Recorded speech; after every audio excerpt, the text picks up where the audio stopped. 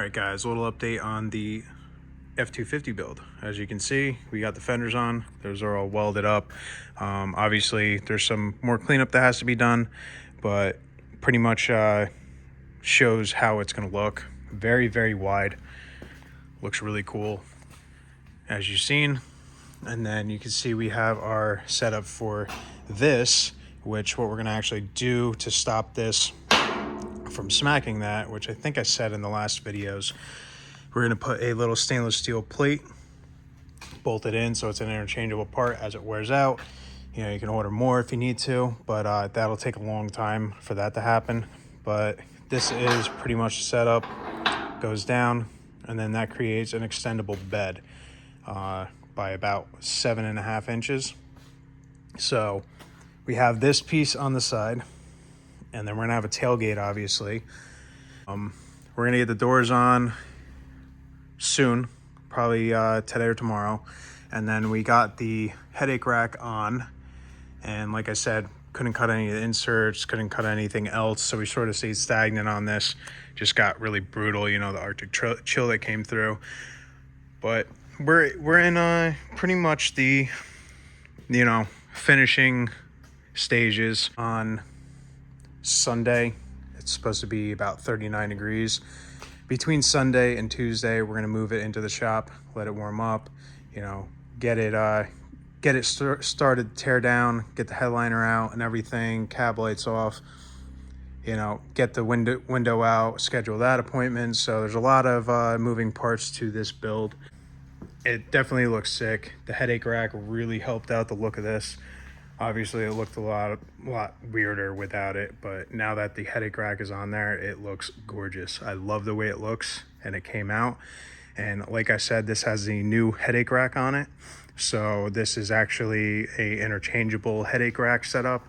So if you want to get, you know, inserts for holidays or, you know, custom logos or what have you, you know, you can get them down the line. You don't have to get them right off the back. And then all I have to do is essentially design it in that constraint right there that we have for those.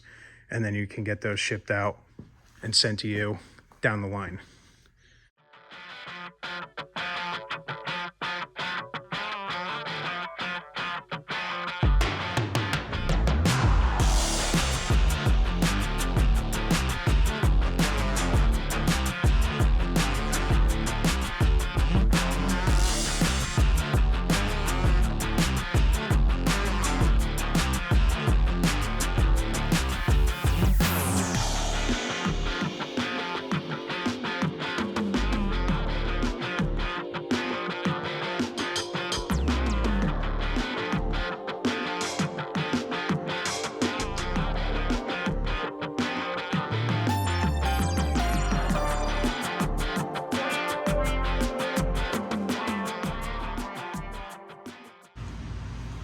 All right guys, a little update on the bed. As you can see, we got the tailgate and the sides on. We have a wraparound on the side, that way it's very clean. A little bit higher just in case he has anything higher in the back. And then we have these clamps, or not clamps, they're spring latches. So you can lock that, put that down. Obviously these are loose right now, so once it's tightened up, it'll be in place. And we also have that to just stop it from swinging all the way down. So there is 2 bumpers that'll go in this on the outside. This will drop all the way down. It clears the ramps for any of the quads going on and such. And then over here you can see we have the same kind of setup, but it's actually inside the box, and we're gonna weld it. So we have our same spring latch, stainless steel. We're bolting them on. It's a consumable. Down the road, if something was to happen, he can get them replaced or have them replaced and have no issue.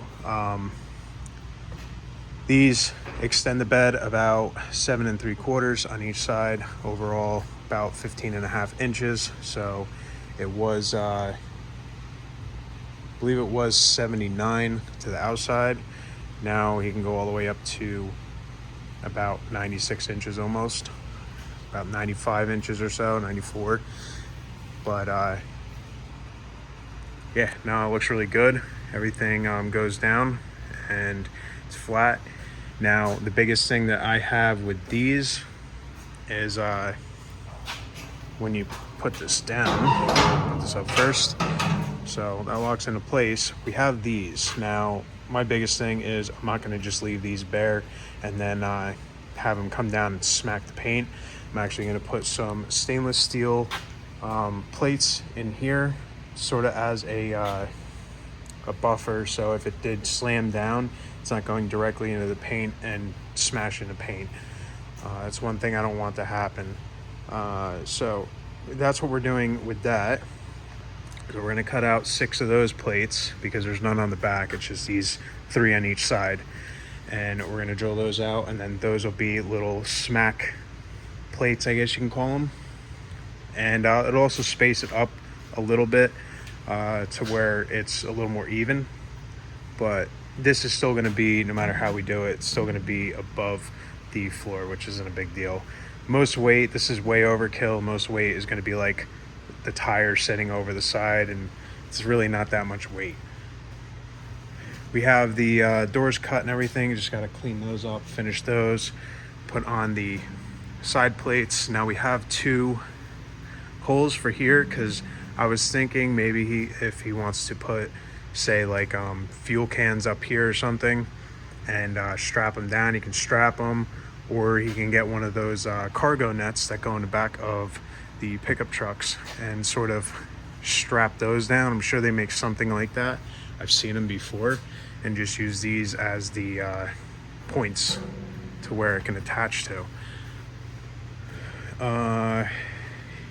Box is welded, everything's pretty much welded. The only thing that's left to do is we have to drill out a hole on this side for the electrical.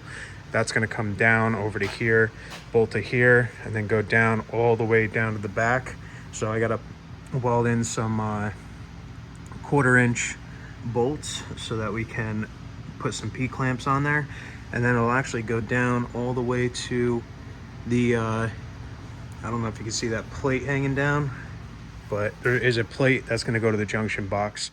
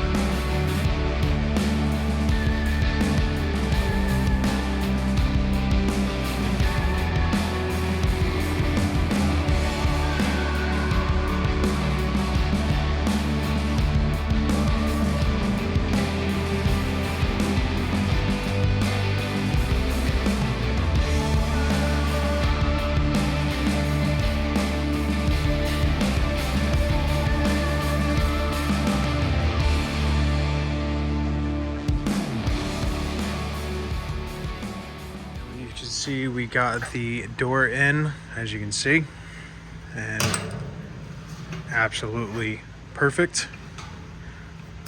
Obviously there's going to be, you know, seal around that, but we had the other side. I can show you. This side has the seal on it, so it has a little bit more pressure when you pop it out. But looking really good. Everything's fitting exactly how it should.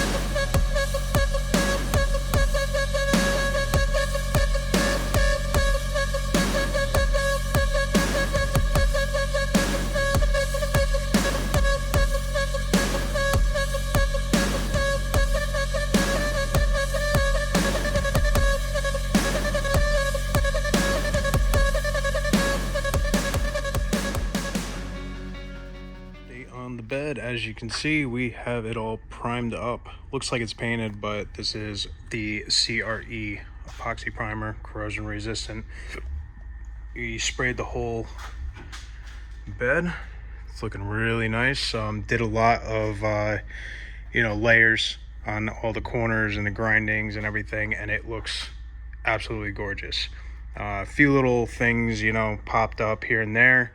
We're gonna fix those tomorrow. And then underneath, what we did was, after we primed everything, we went back and we Raptor lined the entire underside.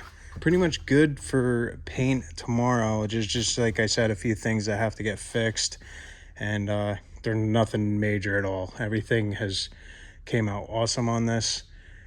And then as you can see, we got our back rack inserts, which I Raptor lined as well. Just like the texture and the finish and the look, and it contrasts really well with the gloss black to the Raptor liner. So yeah, hopefully tomorrow we will be getting this completely painted and all done, and then we will let this sit, jump onto the truck, and get that all wired up, what we have remaining, and remove all the headliner and everything, get the cab lights off, and get that all primed and painted after we get the windshield out. That's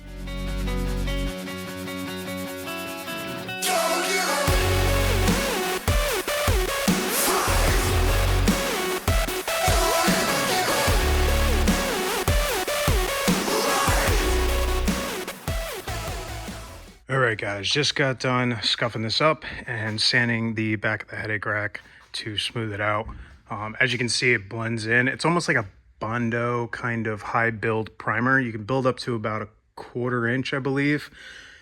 So, I got this from my uncle, how to use this product, and it's really good on like rusted frames and stuff like that. You can do body work in between and such, but this really like gives the little imperfections and everything that are in the metal itself. It's a very durable, tough coating, and it's corrosion resistant, so sort of will encapsulate the steel and make sure it doesn't rust. Obviously it's going to rust no matter what. We're in the tri-state rust belt. They're putting down these chemicals that just etch into everything. Went over it, I scuffed all of the dry spots and everything, scuffed the whole body just to sort of break it so that you can actually create a better bond. Now you can use this from 1 hour to 4 days. That's what's listed on the coating. I have done that before if you don't want to do this, but I have a little bit of, little icing spots that I got to do. First things first, always get your edges. That's how I was taught. Get all your edges, let it sort of tack up, and then actually put on your first coat. Start with your edges again. Put all of your coat on, and then that way you don't miss any edges, you don't overlap anything and create runs.